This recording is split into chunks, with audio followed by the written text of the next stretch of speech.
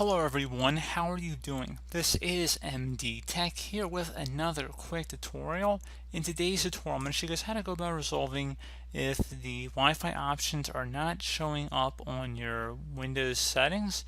So this should hopefully be a fairly straightforward tutorial, guys, and without further ado, let's go ahead and just jump straight into it.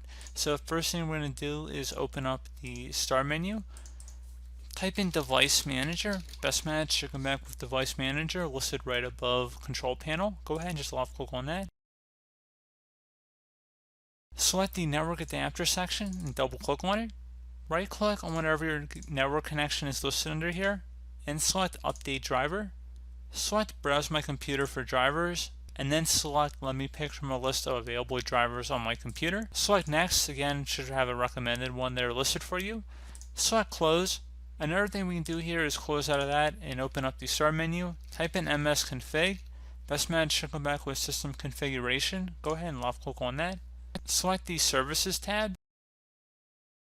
Uncheck where it says Hide All Microsoft Services. You want to go through this list and see if there's any Microsoft services that are turned off.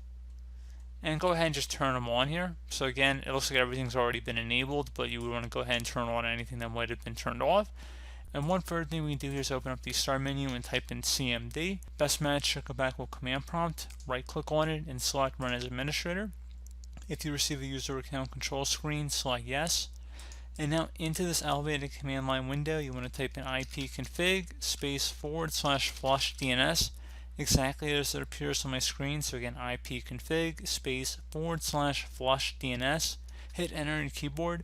Once it's done, close out of any open programs and applications, restart your computer, and hopefully your issue should have been resolved. So as always, thank you guys for watching this brief tutorial. I hope I was able to help you out, and I do look forward to catching you all in the next tutorial. Goodbye.